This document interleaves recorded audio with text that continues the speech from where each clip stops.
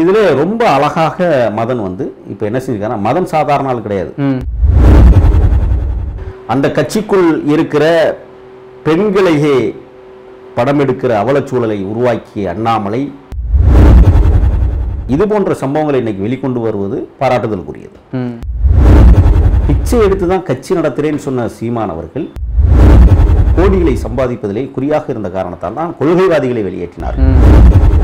இவர்கள் என்ன செய்தார்கள்? மதன் போன்றவர்களை கையிலே வைத்துக்கொண்டு இது போன்ற மிகப்பெரிய திமுகவை எவ்வளவு வேணாலும் திட்டலாம். ஏன் அதை பற்றி பேசவே மாட்டேங்கிறாங்க யாருமே? இவர்கள் எல்லோருமே விலை பேசி விட்டார். எவமே இதில் மாட்ட போறான்னு தெரியல. நிச்சயம் நம்ம மாட்ட போறது இல்லை. ஏன்னா நம்ம வந்து காசுக்காக அடிமையாகிற ஒண்ணு கிடையாது. நம்ம அன்றாடம் காட்சிகளுக்காக குரல் கொடுக்கிற ஒரு சாதாரண ஊழியனாக இன்றைக்கு நாம் ஒவ்வொரு வலைவலைத்தளத்திலும் தமிழ் தேசிய தளம் எது, தமிழ் தேசியத்தை நோக்கி எது எப்படி பயணிக்கும் என்பதை நாம் தொடர்ந்து வலியுறுத்தி பேசி வருகிறோம்.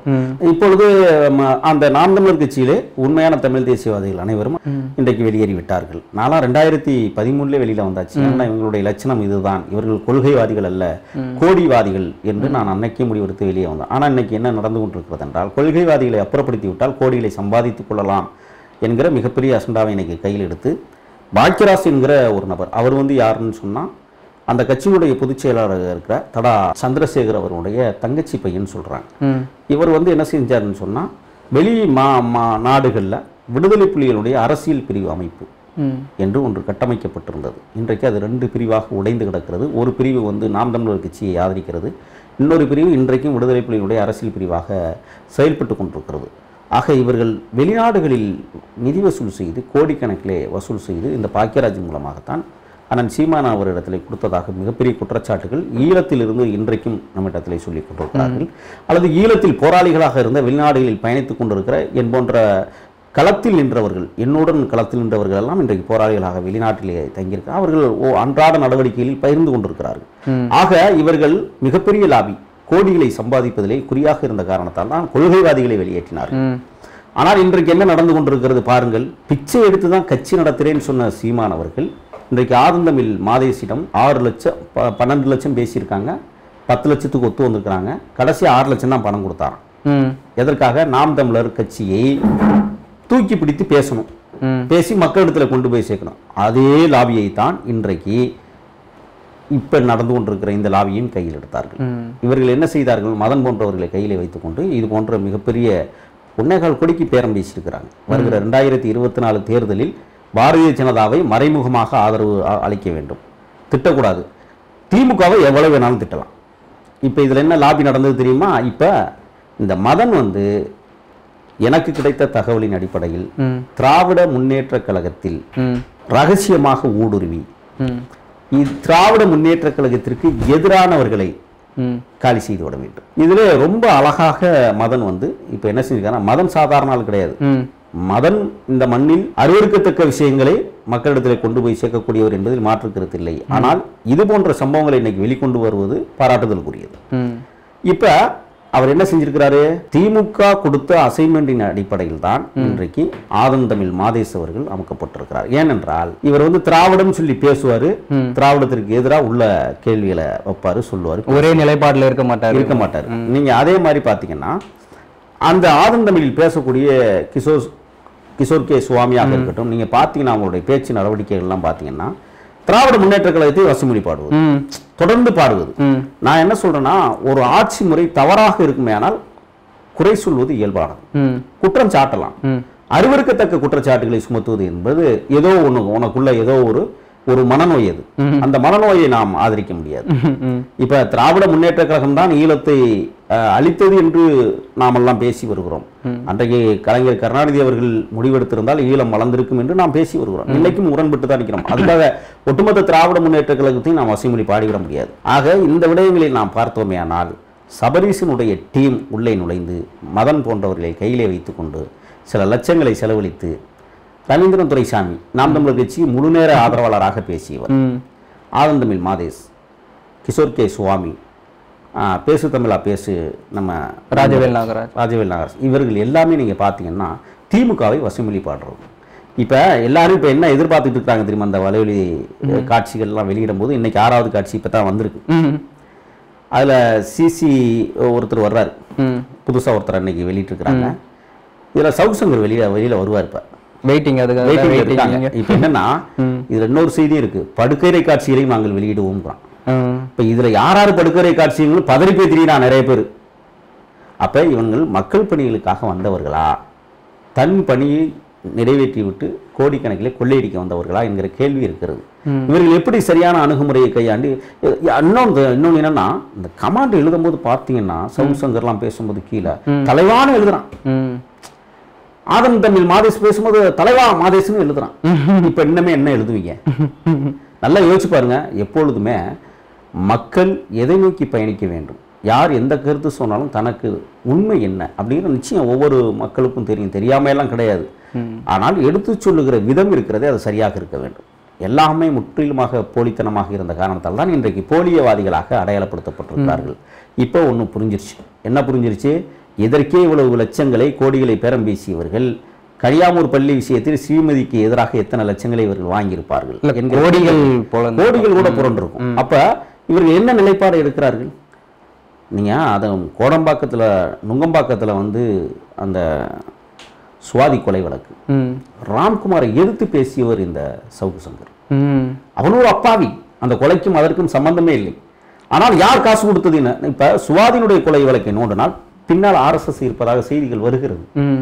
அப்ப இவங்க RSS உடைய முழு அசண்டாவாக செயல்படுகிறார்கள்.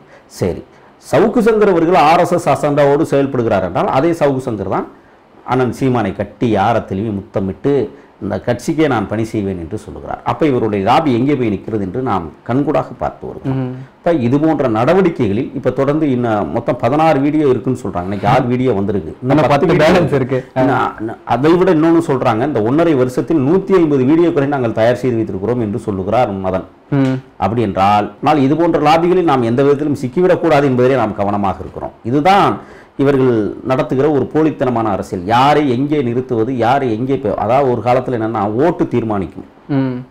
ஒரு நாட்டை ஆளுவதற்கு ஒரு ஓட்டு தீர்மானிக்கும். ஆனால் இன்னைக்கு ஒரு நாட்டை ஆளுவதற்கு ஜேர்னலிஸ்ட் என்கிற பெயரிலே திரிகிற இது போன்ற பொய்யர்கள் தீர்மானிக்கிறார்கள் என்றால் இந்த தேசம் எதை நோக்கி பயணித்துக் கொண்டிருக்கிறது என்பதைத்தான் நாம் இல்லை, ஒரு தேசத்தோட 4வது தூண் கிட்ட அப்படின்ற அளவுக்கு வந்து சொல்லக்கூடிய ஒரு ஜேர்னலிசம் இப்போ இந்த அளவுக்கு வந்து விலைப்போகத்துக்கான காரணம் என்னவா இருக்கு? இதுதான் அவங்களுடைய ஒரே நிலைப்பாடா?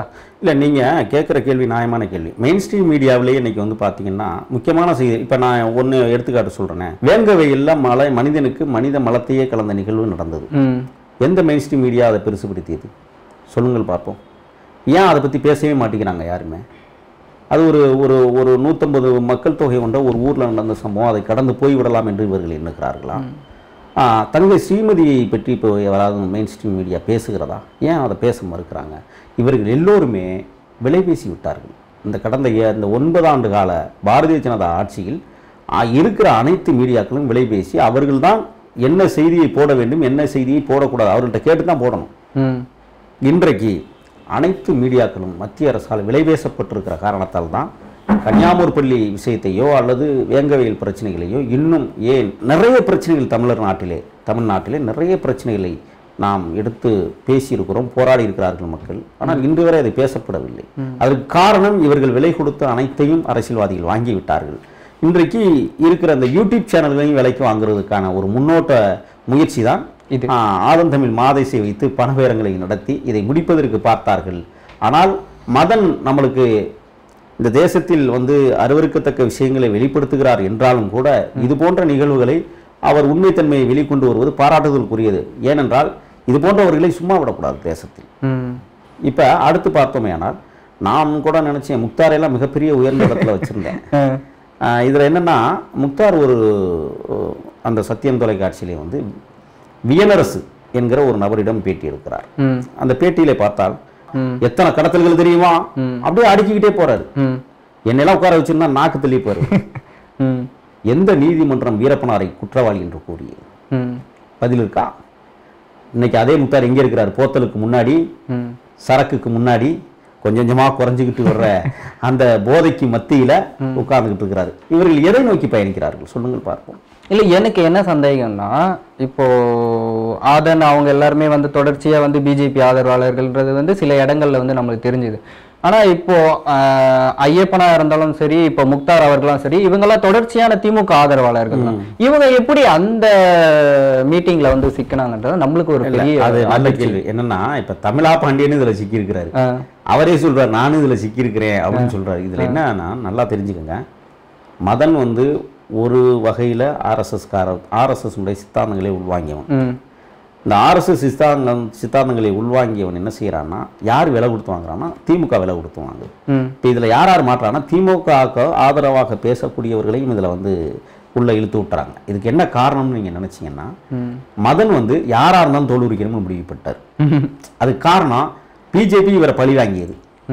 பழி வாங்கியதற்காக பிஜேபி ஆதரவு நிலை எடுத்த ஆதந்தமிழ் மாதேஷ் போன்றவர்கள் எல்லாம் வெட்ட வெளிச்சமாகிறாங்க. நீங்கள் அது ஒரு நாள் 2 நாள் எடுக்கப்பட்ட வீடியோ இல்லை, நீங்கள் அதை கவனிச்சு பார்த்தீங்கன்னா தெரியும். ஏன்னா ஆதன் தமிழ் மாதேஷ் போட்டிருக்கிற உடையை வச்சு பார்த்தாவே தெரிஞ்சுக்குவீங்க. நீங்கள் ஒரு நாளைக்கு டிஷர்ட் மஞ்சள் கலரில் போட்டிருப்பாரு, ஒரு நாளைக்கு ஊதா கலர் சட்டை போட்டிருப்பாரு, ஒரு நாளைக்கு சிவப்பு பணியம் போட்டிருப்பாரு.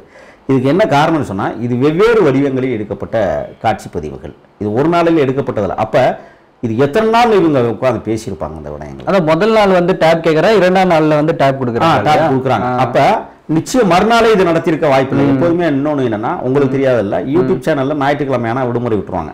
நிச்சயமாக இது ஞாயிற்றுக்கிழமை தான் எங்க வந்து லீ மெரிட்டியன் உணவு ஹோட்டல்ல வச்சு நடத்தி இருக்கிறாங்க. அப்ப ஞாயிற்றுக்கிழமை இந்த வாரம் ஞாயிற்றுக்கிழமை பேசிட்டாங்க, அடுத்த பேச்சுவார்த்தை அடுத்த ஞாயிற்றுக்கிழமை. ஏன்னா இடையில விடுமுறை போட முடியாது. யூடியூப் சேனல்ல விடுமுறை போட்டா அவங்க சம்பளம் பிடித்த மட்டும் இல்ல, கண்டென்ட் மாறிடும். ஆமா, அதுக்காக என்ன செய்வாங்க, தொடர்ச்சியாக போவாங்க. ஆக இது என்னன்னா, கிட்டத்தட்ட ஞாயிற்றுக்கிழமை இதை முடிவெடுத்து தான் இது ஒரு வழியாக கொண்டு போயிருக்கிறாங்க. இது சாதாரண விஷயம் இல்லை, இது ரொம்ப நாள் பதிவுகள். அதனாலதான் அவங்க சொல்றாங்க, நாங்க 150க்கு மேற்பட்ட பதிவுகளை கையில வச்சிருக்கோம். அலறி துடிச்சுக்கிட்டு இருக்கிறாங்க, எச்ராஜாவே இதுல மாட்டுவான்னு சொல்றாங்க.